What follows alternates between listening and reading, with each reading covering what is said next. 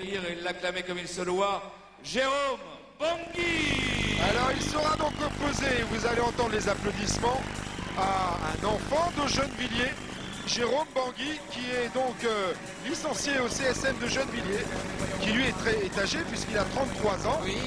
1m92 pour 90 kg, 800, 25 combats, 24 victoires, vous l'avez entendu tout à l'heure. Il a été champion d'Europe, cela fait très longtemps qu'il n'est pas monté sur un ring. Jérôme Bangui. Sa rentrée. Et oui, je me rappelle très bien de Jérôme qui boxait quand je boxais en boxe française, qui était un très bon boxeur, très technique. Et ses frères aussi, ses deux autres frères ont aussi boxé en boxe française pendant longtemps.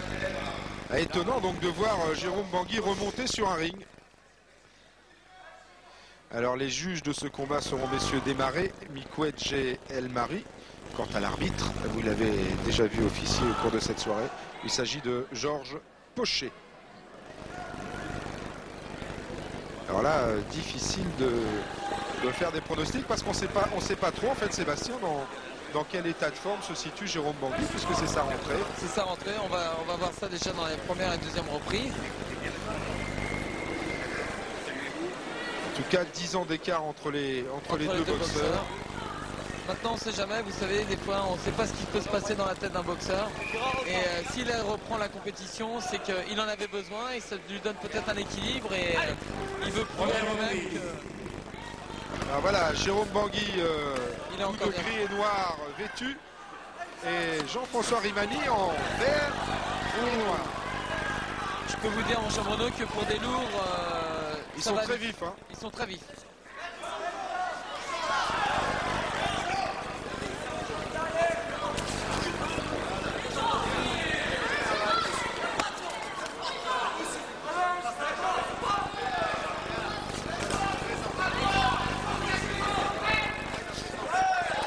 Comme nous le voyons, le round d'observation est limité. Oui. Parce que les deux adversaires sont partis tout de suite. Il va y avoir quand même une petite interrogation quand même du côté de Jean-François Rimani, qui, on le rappelle, est champion de France Espoir et un beau gauche qui tire contre un revenant, hein, on peut dire. Donc, il doit se demander un petit peu quand même, Jean-François, ce que fait Jérôme Bangui sur le ring. Hein. Et surtout que Jean-François a dû voir Jérôme boxer alors que lui était dans les sièges et regardait. Tout à fait, oui. Ça fait souvent drôle de boxer des fois soit contre une idole ou de boxer contre un ancien champion. C'est toujours impressionnant. Oh oui, très belle gauche là, hein, au visage de la part de Jean-François Rimani.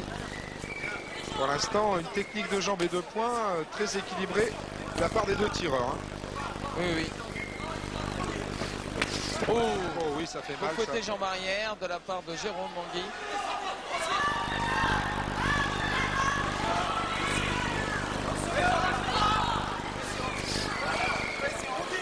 Il y a quand même un peu d'observation entre les deux boxeurs.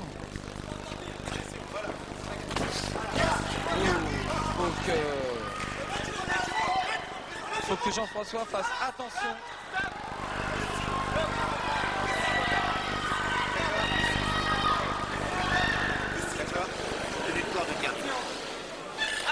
Et nous n'avons pas le droit de tenir les cordes sur un ring de boxe. La première reprise assez... Et comme on peut le voir... difficile entre les deux tireurs quand même, hein, difficile de dégager un avantage pour l'un ou pour l'autre. Surprenant, Jérôme Bangui, qui a l'air très affûté. Un violent fouetté jambe arrière dans la jambe avant de Jean-François, qui me semble l'avoir vu un petit peu boiter en rentrant dans son coin. Voilà, il le montre. Il a une jambe en dîner, il va continuer à gauche. Il a pris un fouetté arrière assez... voilà, on va le revoir. Voilà. Vous pouvez voir ça. Ouais. C'était quand même en plus de la part de 80 et quelques kilos. Ça commence à être des poids intéressants puisque on est dans la catégorie lourd. Dès qu'il voit sa jambe avant, 90 kg 800 pour Jérôme Bangui. Que nous avons là à l'image.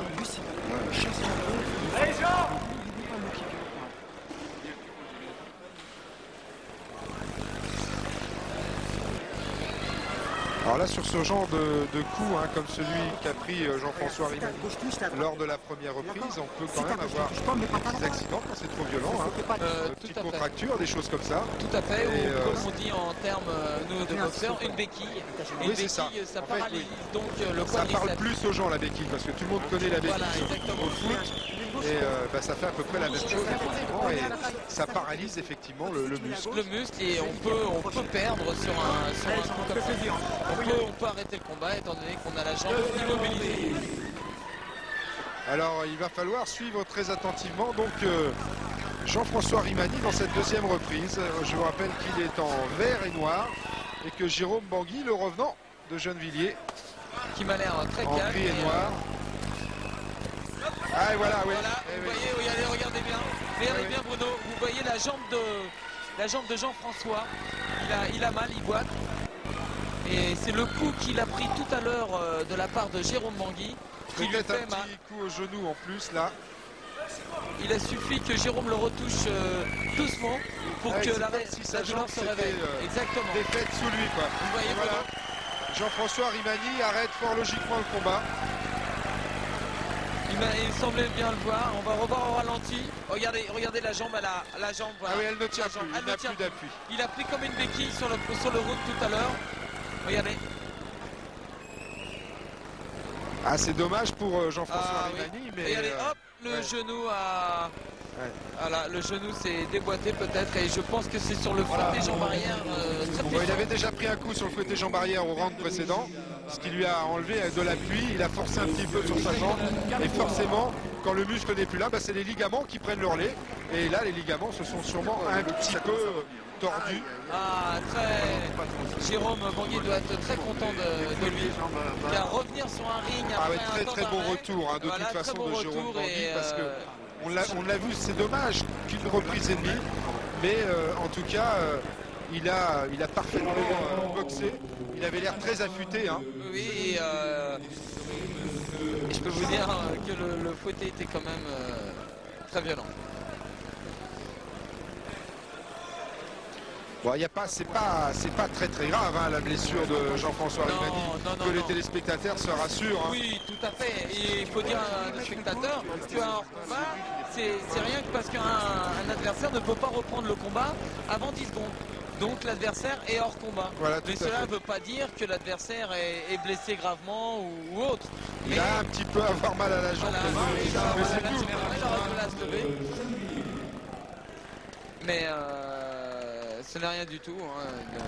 Des séances de kinésithérapeute et tout repart.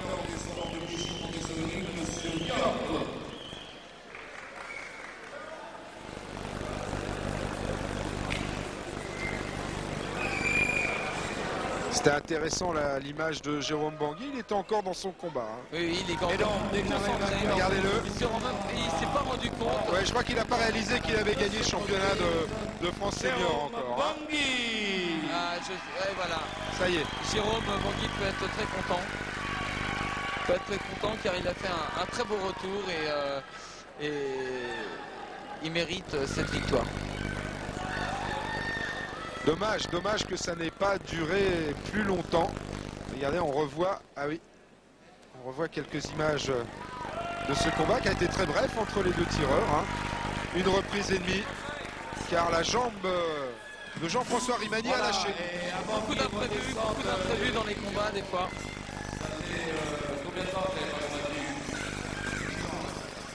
Voilà, ça faisait 8 ans que Jérôme Bangui n'était pas monté sur un ring.